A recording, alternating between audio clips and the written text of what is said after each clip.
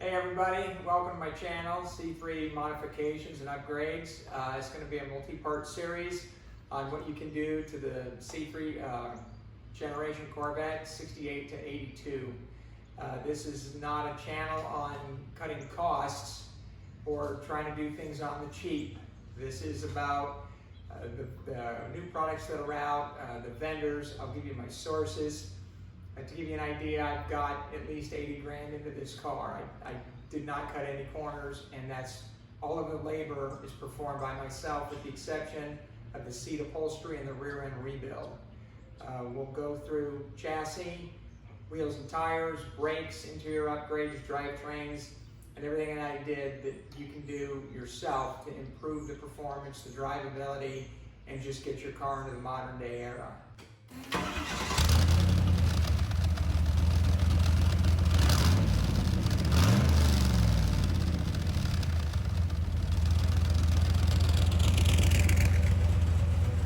Okay, so I got a stock frame. It's out of a 1970 Corvette. I was fortunate enough to actually find the car from an owner who had it stuffed in a barn after he wrecked it 25 years ago. The frame actually had the factory undercoating and the chalk markings on it. There wasn't a speck of rust anywhere. So after I cleaned it up, I did save myself some money. Instead of getting it powder coated, I bedlined it. So when you're dealing or trying to source a factory frame, what you're looking for here is this kick-up assembly. Corvette frames are double C-channeled, stitch welded by the factory. So with all your guide holes on top from the assembly line and from all your holes for all of your accessories and where things bolt, water gets in from the doors. If you have bad window seals, you wash your car, the water runs through the doors, it runs through the bottom of the doors, it runs on top of the frame. It runs into these side channels, and when you move forward, the water moves back. This is capped here, and there's nowhere for the water to come out. There's a hole here for the factory side pipes, which is where I'm utilizing right now, and eventually that hole will get plugged up with debris, leaves, dirt, rust scale, and then this whole kick-up assembly rusts out. My original frame actually broke here at the kick-up, and it was literally in two pieces, and the only thing holding it together was the body. So with that, you have a good frame sourced. I just went ahead and cleaned it myself. I didn't have it blasted. I got all the undercoating off. I used a lot of degreaser and cleaners, and I went ahead and used Raptor liner. You may have seen it in the store. You can get it online. You can get it on Amazon, usually 4 bottles with the hardener for $100. It's a little more in the stores. You can get the clear or the black, and you can use the tint. So that's the route that I went here. And as we move forward, you can see here that my suspension is not factory. My suspension is all Vet Brakes and Products, which unfortunately are out of business right now. But there are many companies that make rack and pinion systems. I bought my whole suspension kit from them probably 6 or 8 months before they went out of business. But it uses their own mounts to bolt to the factory frame, where the factory pitman arm and the factory gearbox mount, as you can see over here. So I didn't have to do any frame modifications to have this steering setup put on here. Okay, so here's the universal joints that come with the steering system to set up your steering column.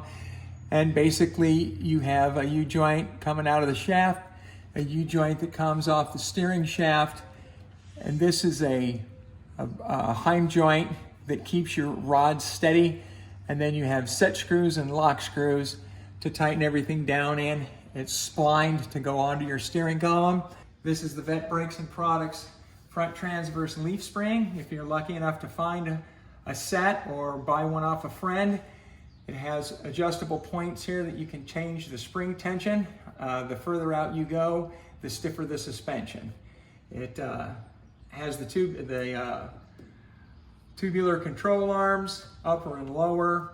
It has Heim joints on your tie rod ends, fully adjustable. All you gotta do is crack your nuts. There's a left-hand thread and a right-hand thread, and you can use a wrench and adjust your suspension fully like that.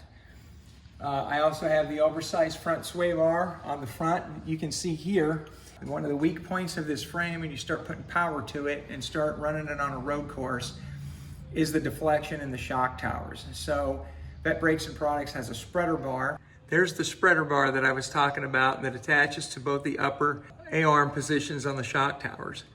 Okay, so at the back now, you can see that this is not your traditional early C3 setup. 68 to 79 had the cast iron Eaton rear ends, and the 80 to 82 had the Dana 44 aluminum rear ends with the aluminum housing. I chose to go that route.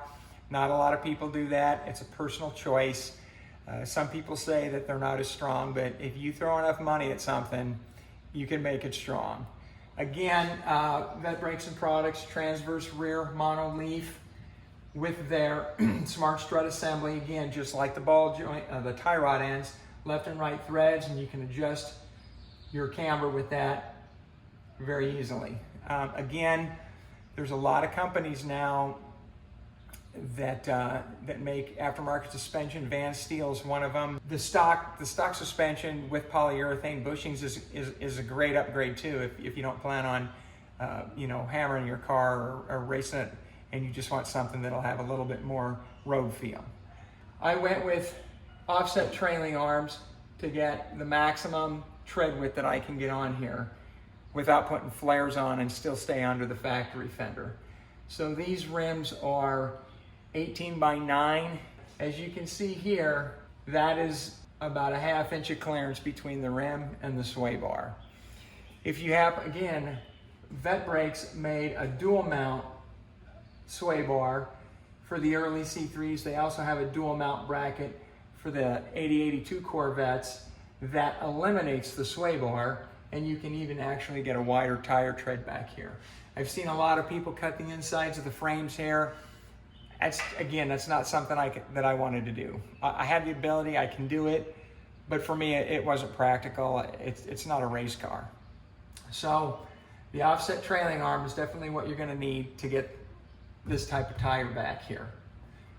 Again, all polyurethane bushings. A lot of people aren't fans of them, but with the proper lubricant, and if you lube all of your poly bushings, they won't squeak. That's everybody's main gripe about them, but I don't have that problem. So that's where we're at with the suspension.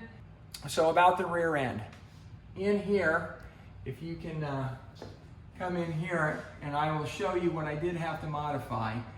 The Dana 44 rear end that went in the C3s do not have the same dimensions as the Eaton. They sit 5/8 of an inch forward. So when you have the Eaton rear end, you have one straight line from axle to axle. On the Dana rear ends, the mounting points are 5/8 of an inch further. So I don't have a linear line between my axles. They sit closer to the body. So if you look at the underside of an 80 to 82 Corvette, the factory put indentations into the back sides of the storage compartment boxes. So here's the cutouts that I had to do, and this is why. The rear end's moved up further, and if the cutouts aren't here, you're gonna pound your storage compartment with these yokes. So unfortunately, I didn't realize that until the car was done, but I was able to do the modifications without having to tear too much of it apart, and I fiberglassed it all in, and I have all the clearance that I need. So that's one of the things that you need to keep in mind when you do this. Sometimes you find out too late that something else needed to be modified. As far as the gearing, the drivetrain I'm running is a GMPP Cruise and Connect LS3, the 400 and I think it's 495 horse, 490 horse, 500 horse with the 4L 70E automatic transmission. So you don't need monster gears in this thing to make these cars go fast. Originally, when I bought my car, it had 370 gears with the 4-speed, and it was a blast to drive, but I ended up having to commute with it, and I put 308s in it, and it took the fun out of it.